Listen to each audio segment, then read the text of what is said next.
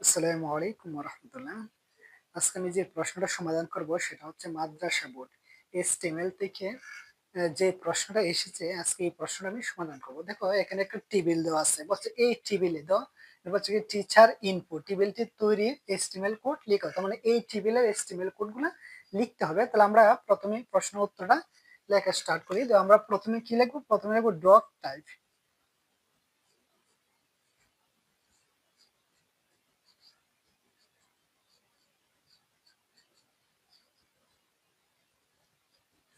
প্রথমে আমরা কি লিখি বলতো? প্রথমে আমরা লিখি ডক টাইপ HTML, পরে আমরা কি লিখি? পরে লিখি HTML, পরে লিখি হেড পরে আমরা কি লিখি? টাইটেল। এখন টাইটেল মানে কি? আমরা যার কাজ করব সেটা লিখবো। আমরা যদি একটা টেবিলে কাজ করব তাহলে আমরা এখানে টাইটেল লিখবো টেবিল পরে আবার টাইটেল শেষ, পরে আমরা হেডও শেষ হয়ে যাবে। হেড শেষ, পরে বডি দিয়ে শুরু করবো। বডি, এগুলো হচ্ছে HTML মৌলিক ট্যাগ। আমরা প্রশ্ন মধ্যে এমসিকিউটা আসতে পারে যে HTML মৌলিক ট্যাগ কয়টি? HTML মৌলিক ট্যাগ হচ্ছে 4টি। কি কি বলতো? HTML head, title, body. এখন আসো আমরা যে কোনো HTML যখনই করব তখন কি লিখবো? এক্সক্লেমেটর চিহ্ন দেবো, ডক টাইপ HTML লিখবো, পরে HTML, পরে হেডের মধ্যে কি থাকবে? টাইটেল। টাইটেল মানে আমরা যার কাজ করবো, যেহেতু এখন আমরা একটা টেবিলে কাজ করবো তাহলে আমরা টাইটেলের মধ্যে আমরা কি লিখবো? টেবিল, পরে আবার টাইটেল শেষ করবো। পরে আমরা যখনই টাইটেল শেষ হয়ে যাবে তখন আমার হেড সেকশনও শেষ, এরও শেষ, পরে আমরা বডির পরে আমরা সরাসরি প্রশ্নের মধ্যে চলে যাব। এখন প্রশ্নের মধ্যে যেহেতু আমরা একটা টেবিল দেখতে পাচ্ছি, তো টেবিলের জন্য আমরা কি লিখবো বলতো? Table border.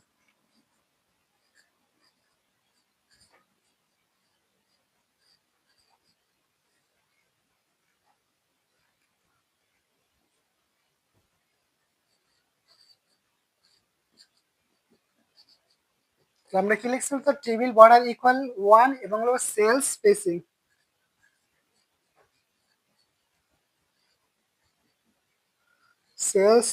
ইকুয়াল 0, এতটুকু লিখবো। যেহেতু আমরা একটা টেবিলে বর্ডার দেওয়ার জন্য আমরা কি লিখবো? টেবিল বর্ডার ইকুয়াল 1 এবং সেল স্পেসিং ইকুয়াল কি লিখবো? মানে একটা সেল থেকে একটা সেলের দূরত্ব কতটুকু থাকবে বলতো? 0 থাকবে। যে আমরা লিখলাম, লেখার পরে এখন আসো আমরা টেবিলের মধ্যে কি করবো? সারি তৈরি করবো। টেবিলে সারি তৈরি করার জন্য আমরা কি লিখবো? টিআর।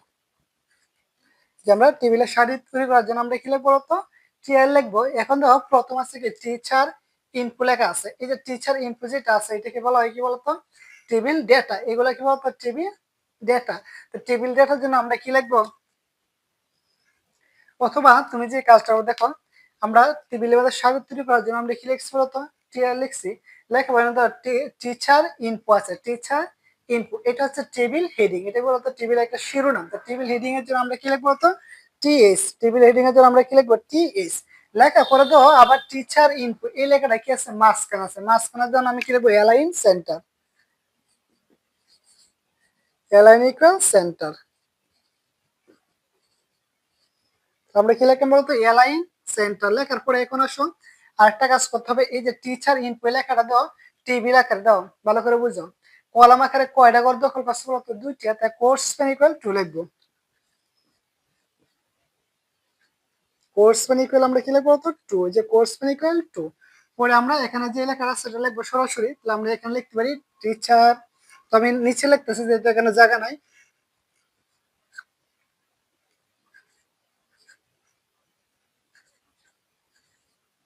টিচার ইনফো, ইনফো লিখবা। লেখার পরে আমরা টিএস শেষ করব। আমরা টিএস শেষ করলাম, বা টিএস যখনই শেষ হয়ে যাবে তখন আমরা কি টিআরও শেষ করে দিবা। আমরা টিআর শেষ করে দিলাম। আবার বলতেছি দাও এখানে টিচার ইনপুটে কি বলতো? টেবিলের শিরোনাম। তো টেবিলের শিরোনামের জন্য আমরা কি লিখবো বলতো? টিএস লিখবো। টেবিলের শিরোনামের জন্য আমরা কি লিখবো? টিএস। পরে আবার এই লেখাটা আছে কি বলতো? মাঝখানে। মাঝখানের জন্য কি লিখবো? Align centre. অ্যালাইন ইকুয়াল, পরে কোটেশনের ভিতরে আমরা কি লিখবো? সেন্টার। পরে আবার দাও টিচার ইনপুটে দাও কলাম আকারে কয়টা গদ্য দখল করছে বলতো? 2টা। এবং কোর্স পেন ইকুয়াল আমরা 2 লিখবো। লেখার পরে আমরা সরাসরি যে লেখা আছে এই লেখাটা আমরা লিখবো। লিখার পরে টিএস আমরা শেষ করবো। যখনই টিএস শেষ হবে মানে পুরা রো এর কাজ আমার শেষ, তখনই আমরা কি করবো? টিআরও শেষ করে দিব। আশা করি এতটুকু বুঝতে পারছো। এখন আসো আমরা, তার মানে আমার এই ঘরের কাজ আমার শেষ। এই ঘরে গড়ের কাজ আমার ওকে।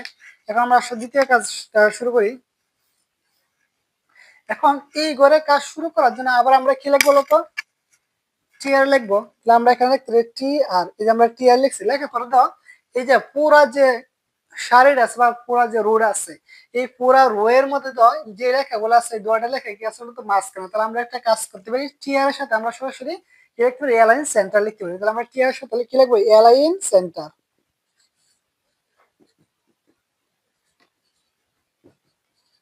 আমরা টি আর এর সাথে কি লিখবো বলতো, অ্যালাইন সেন্টার। এখন টি আর এর সাথে অ্যালাইন সেন্টার লেখার পরে এখানে এখানে আছে নেম, এখানে আছে কি এম আলী। তাহলে আমরা একটা কাজ করতে পারি, নেম দেখি হচ্ছে টেবিল ডেটা, টেবিল ডেটার জন্য আমরা কি লিখবো, টিডি। লেখার পরে সরাসরি নেম লেখো, নেম পরে আবার টিডি শেষ করো। আমরা টিডি শেষ করলাম, পরে আছে আবার টিডি লেখো, লেখার পরে কি আছে এম আলী, পরে আবার টিডি শেষ করো। এখন তো পুরো রো এর কাজ আমার শেষ, তাহলে আমরা টি আরও শেষ করে দিব। আমরা টি আর শেষ করে দিলাম। আবার বলতেছি আমরা যে কাজটা করলাম, তো আমরা প্রথমটা শেষ করার পর আমরা দ্বিতীয় রো এর কাজ করবো। যখন আমরা দ্বিতীয় রো এর কাজ করবো তখন আমরা টি আর দিয়ে শুরু করবো। করার পরে এখন তো পুরো রো এর মধ্যে দুইটা কি আছে, কলাম আছে, দুইটা কলামে যা লেখাগুলো আছে সবগুলো কি আছে, মাঝখানে আছে। তাই আমরা কি করলাম, টি আর এর সাথে অ্যালাইন সেন্টার লিখলাম। এখন তোমরা চাইলে কি টিডির সাথে অ্যালাইন সেন্টার লিখতে পারো। তোমরা চাইলে মনে করো যে না আমি এখানে টি আর লিখছি, লেখার পর আমরা কি টিডির সাথে অ্যালাইন সেন্টার, এটাও হবে। তাহলে আমরা কি আমি একসাথে লিখলাম আর কি, টি আর এর সাথে অ্যালাইন সেন্টার লিখলাম, তোমরা চাইলে আলাদাভাবেও লিখতে পারো। তাহলে আমরা টিডি লিখলাম, টিডি পরে কি আছে বলতো, টিডি মানে কি টেবিল ডেটা, টেবিল ডেটা কি আছে নেম, তো নেম লিখবো, এখন পরে আবার টিডি শেষ করবো, পরে আবার টি লিখবো, পরে কি এম আলী নাম আছে লিখবো, পরে টিডি শেষ করবো, পরে আবার টি আর শেষ করবো। করার পরে আসো, পরে আমরা এটা শুরু করবো আবার। তাহলে আমার প্রথম দ্বিতীয় রো এর কাজ শেষ, এখন আমরা তৃতীয় রো এর কাজ শুরু করবো। তাহলে আমরা শুরু করার জন্য আবার কি লিখবো বলতো, টি আর অ্যালাইন সেন্টার লিখবো। লেখার পরে এই যে ইনো যে লেখাটা আছে এটা কি বলতো, টেবিল ডেটা। তাহলে আমরা টেবিল ডেটার জন্য আমরা কি লিখবো বলতো, টিডি লিখবো, যে টিডি পরে এই লেখাটা সরাসরি এখানে লিখবা।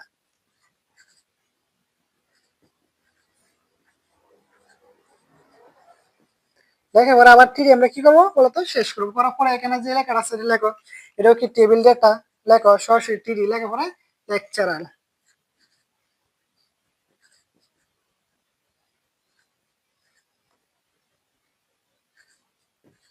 লেকচার লেখার পর আবার টিডি শেষ করো। করার পরে দাও আমার পুরা রো এর কাজ শেষ, তাই আমরা কি করবো, টিআরও শেষ করে দিব।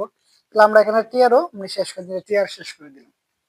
আসলে এটুকু বুঝতে পারছি, তার মানে আমার এই ঘরের কাজ আমার শেষ। এখন আরেকটা ঘর হয়েছে, তাহলে এটাও আমরা কি বলবো তো, টিআর দিয়ে শুরু করব। তাহলে আমরা উপরে এটা যেহেতু মাঝখানে আছে, এই দুটো ঘর সাবজেক্টের মাঝখানে আইসিটি লেখা আছে মাঝখানে, তাহলে আমরা সরাসরি টিআর এর সাথে অ্যালাইন সেন্টার লিখতে পারি। লেখার পরে এখানে সাবজেক্ট, এটাও কি টেবিল লেখার জন্য আমরা কি লিখবো তো, টি লিখবো, লেখার পরে সাবজেক্ট আমরা সরাসরি লিখবো, পরে আবার টিডি শেষ করব।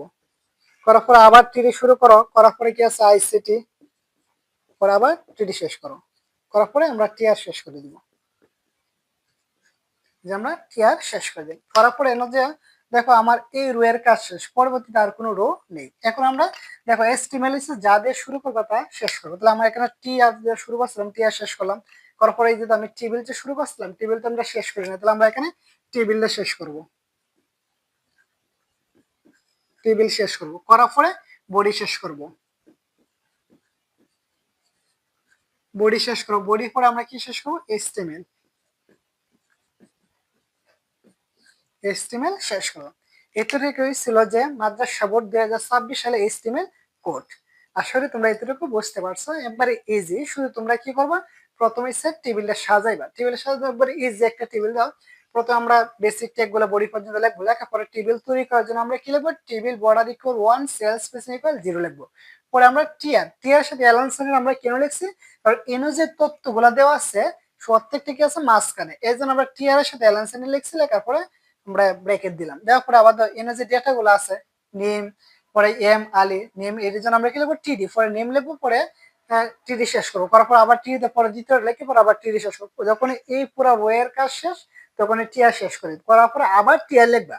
লেখা পরে এনে যে তথ্যগুলো আছে এই দুটা কি আবার মাঝখানে টিআর সাথে ব্যালেন্স লিখবা, লেখা টিডি দিয়ে লিখে আবার টিডি শেষ করবো। পরে আবার টিডি দিয়ে শুরু করে এটা লিখবা, লেখার পরে টিডি শেষ করবো।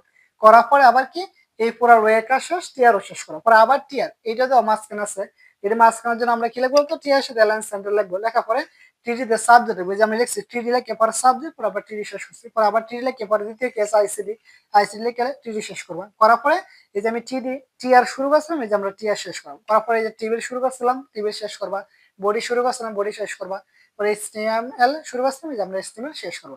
আসলে তোমরা এইচটিএমএল সুন্দর মতনই বুঝতে পেরেছো। যাদের এই এইচটিএমএল বোঝা অসুবিধা হচ্ছে অবশ্যই তারা আমার ইউটিউবের চ্যানেলে বেসিক ক্লাসগুলো করো, আশা করি তোমাদের এইচটিএমএল নিয়ে কোনো সমস্যা হবে না। ধন্যবাদ সবাইকে এতক্ষণ আমাদের ক্লাসটি দেখার জন্য।